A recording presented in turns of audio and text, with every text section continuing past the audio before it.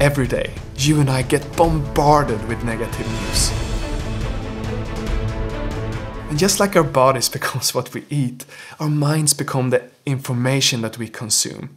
If you want to stay positive, it's so important that you also listen to stories that inspires you and uplifts you. In this podcast, we interview world-leading experts dedicated to solving the world's most pressing problems. And if you stick around, I promise you will not only be as informed as if you watch the news, you will feel uplifted, inspired, and have more positive energy in your life. Welcome to Great.com Talks with. Welcome. Today Great.com talks with Andrea Inness, who is a campaigner from the executive team of the Ancient Forest Alliance.org. And this is an organization that is protecting old growth forest in British Columbia in Canada.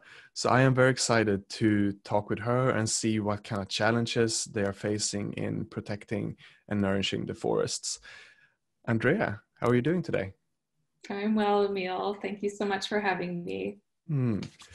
All right, let's get into it. So if we start off with, how would you describe your organization to someone that might not be so familiar with the organization and the challenges that are facing the old forests? Sure. My organization, the Ancient Forest Alliance, we've been around for about 10 years. So we're still fairly new on the scene, but we're a one campaign organization. So we are solely focused on ensuring science-based protection of endangered old growth forests here across British Columbia. Old growth forests are remarkable here in BC. They are some of the largest, tallest organisms that you can find on the planet, and yet they're highly endangered. We still log our old growth forests here in British Columbia. About 55,000 hectares of old growth is logged every single year in BC, and they're facing an ecological crisis. We're at the point where if the status quo continues, we will lose these beautiful and unique ecosystems forever, aside from those small areas that are already protected. So my organization works to influence government policy and to create a broad-based movement of support across BC for old growth forest protection. Wow, I got shivers in the back of my neck when you said that they still log these big trees. There is a huge oak right outside of where I live that has been cut down, and it makes me so sad to see it. And so I understand you feel passion to protect these trees, but with so much, I guess, power and financial interest in cutting them down, what can you do to change the policies? Like, how do you even go about doing something like this? Well, one of the tactics that we use is to demonstrate the economic value of old growth forests while they're still standing, in addition to their other values. So for example, old growth forests in British Columbia are a pillar of our multi-billion-dollar tourism industry, and thousands of people come from all over the world to see them every single year from near and far. There's also been studies that show that keeping old growth forests standing actually provides a greater economic benefit to society than logging them. They're also critical to our fight against the climate crisis. They store 2 to 3 times more carbon than the second growth forests that they're replaced with. And they have immense value for First Nations cultures, for habitat for endangered species and fresh water. So, you know, we use all of those arguments and demonstrate those values in trying to convince government that, you know, it's not just about their timber value. When they look at a forest, or when industry looks at an old growth forest, they see dollar signs. Whereas, you know, most British Columbians see these remarkable forests that have so many other important values that overall are an enormous benefit to society. So that's a big part of the tactic, as I said, that we use. And we use science, of course. So, for example, an independent analysis was just released in June that shows the extent of the crisis that old growth forests are facing in BC. Of the biggest tree forests, so those that are in the valley bottoms with the richest soils, the highest biodiversity, and the biggest trees, less than 3% remains today. What? Yeah, less than Wow. 3% of those big tree forests now remain, and they're still being logged. In fact, most of that tiny fraction is slated for logging in coming years. So, you know, you don't need to look very much further than the government's own data and these types of scientific analyses to know that it needs to stop. You know, government needs to draw a line in the sand and say, enough is enough. You know, we need to transition the industry to log second growth, and we need to protect what remains of our endangered old growth forests. Yeah, that's real sad. 3% left.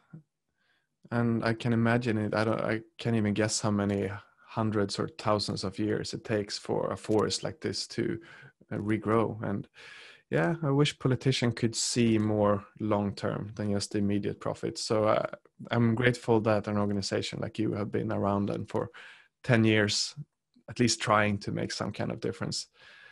So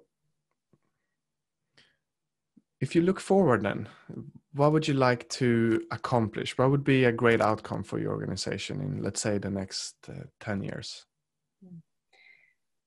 The first and most important thing that we need is science-based legislation in British Columbia. So that involves, it's a bit technical, it involves a scientific panel to determine how endangered each forest ecosystem type is, and then set a science-based target to protect it. So for example, 15%. 20%, 30%. In many cases, that's a tremendous goal to try and reach because there's so little remaining of some of these ecosystems.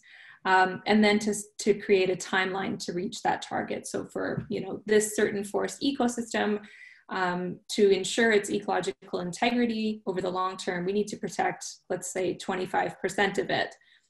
And the timeline for doing that is 5 years. So that needs to happen across British Columbia for every forest type. And then funding needs to follow as well.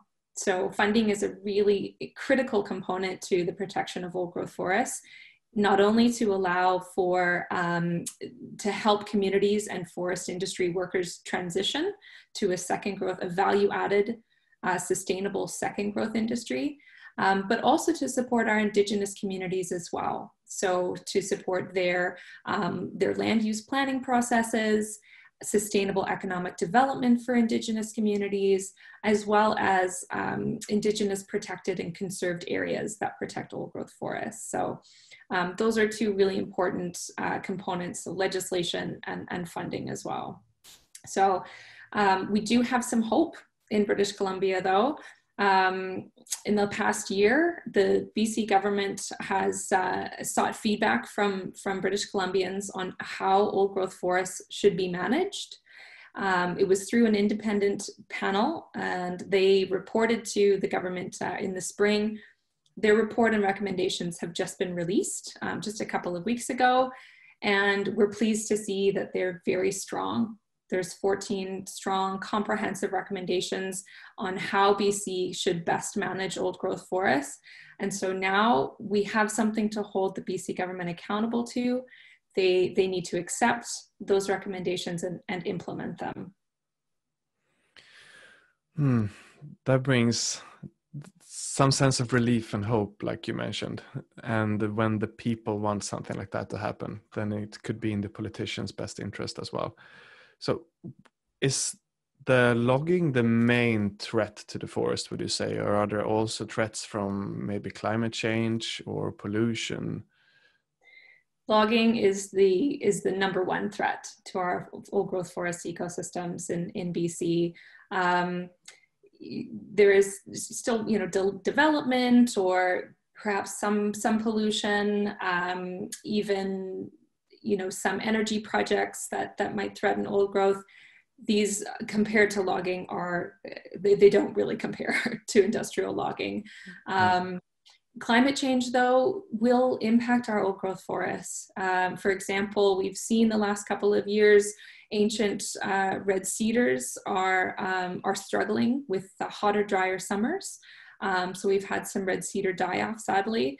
And going forward, we can expect to see more frequent and more severe storms on the coast of British Columbia, which will also increase blow down in old growth forests, knocking down trees, and change precipitation as well. So climate change, you know, is a threat to almost any ecosystem on the planet, really. And old growth forests here in BC are no exception. But industrial logging, the clear cutting of endangered old growth forests is by and large the greatest threat.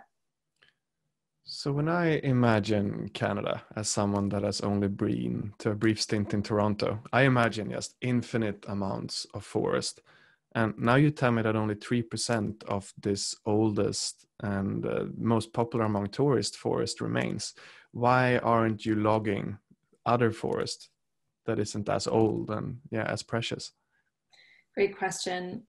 Certainly, there is a lot of forest in British Columbia. If you came here, you would be astounded at how much forest we have. The vast majority of it, about 80%, is second or third or fourth growth forest. So it's already been logged. I go for a walk. 80% of the forest? So 80% of the land base, of the forested land base that is loggable has already been converted to second growth. So, I mean, it's very common, especially around the Lower Mainland, to go hiking, for example, in forests, but see many, many giant stumps. They are a very common feature of the forests in protected areas around the Lower Mainland where I live. But the reason why industry is still targeting these precious old growth forests is because of their monetary value. So if you imagine an old growth tree is enormous, has an enormous volume of wood in it. And it's very high quality wood as well. So the grains are very tight, it's very durable, it's very aesthetically very nice. So they're sought after by industry compared to second growth forests where you don't get the same volume of wood out of the forest for the effort that you put into it. And it's just a different type of wood. That said, there's all kinds of innovative solutions that are being pursued right now to treat second growth wood so that it replicates the durability and the quality and the aesthetic of old growth. So we have solutions at our fingertips, both here in BC and around the world. These solutions are being pursued. We need a government that's going to support these innovative solutions so that we can transition to second growth logging. You have caught my interest now in how forest and logging works, because my uncle owns forest and he cuts it down, then he plants new trees. So I never thought of how is that affecting the ecosystem. Could you say that the ones that grow up are a good enough replacement, or is it just never going to be the same again? It's really never going to be the same again. Replacing forests with young trees is good. Every forest that's logged in British Columbia, you have to plant 3 trees to every one that you cut down. Industry will say that, they're doing a great job. It's very sustainable because they keep replanting the forest. But if you imagine an old growth forest, it's taken hundreds or thousands of years to become that unique ecosystem.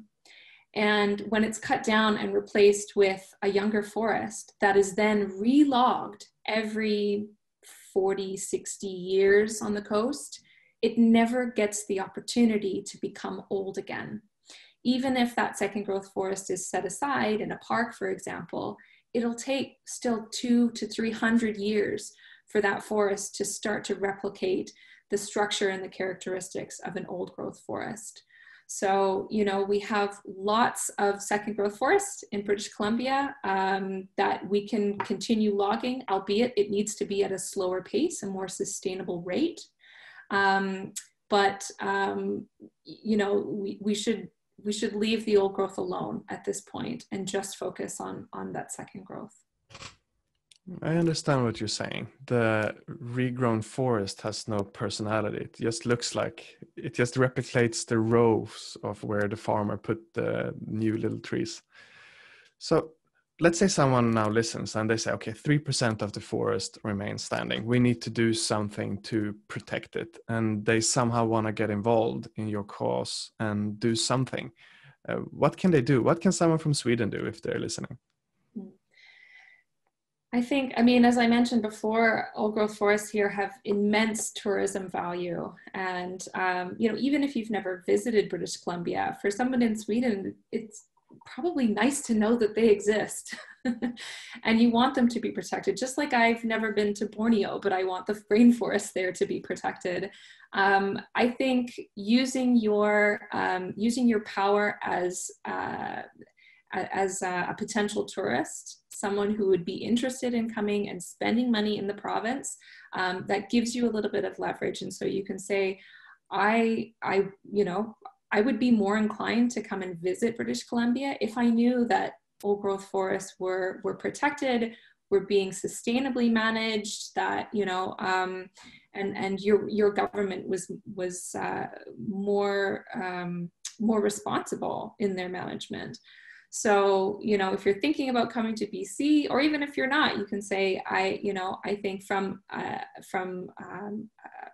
outsider's perspective, you can sort of wield your spending power as a little bit of leverage to say, if you want your forest to continue to draw hundreds of thousands of tourists, you need to protect them, you need to act. And you can also tell the story of, what the situation in your own country, as we, all know, many of the countries in Europe have logged almost all of their original forests over the course of hundreds of years. British Columbia is on the path to do the exact same thing. So, we should be looking around the world and learning from each other. And so having those stories, that firsthand experience communicated to our decision makers, I think is also valuable. I would love for us to learn more from each other. And I would also love to go to Canada one day. I've seen big trees one time in California, and that was a wow experience. It was, I've never seen nature that way. So I would love to come and visit one day. Now, what can someone do to be involved and stay updated with the progress of your organization? Yeah, well, you can visit us online, www.ancientforestalliance.org. You can sign up to our newsletter. Then you can stay up to date on where we're at with the campaign and any new developments. You can send a message to decision makers on our website. You can write your own personalized letter. You can look at other organizations also doing great work in this space. The Wilderness Committee and Sierra Club BC, Canopy.org, Canopy Planet, who work on greening up supply chains. Lots of different groups doing some great work in this space that you can certainly support, follow, donate to. Be much appreciated. More sustainability. Mm-hmm. Andrea, thank you so much for taking the time to talk with Great.com today. We highly appreciate your time and everything you've been teaching us about all. My pleasure, Emil. Thanks so much for having me. Thank you. And if you listen to this and you enjoyed these dialogues and would like for more people to hear about stories like Old Growth Forest, what you can do to help us out is to go into your podcast app and press the subscribe button. That will greatly help our chances to climb in different top lists so more people can hear to these interviews. Thank you so much for listening, and we'll see you in the next episode.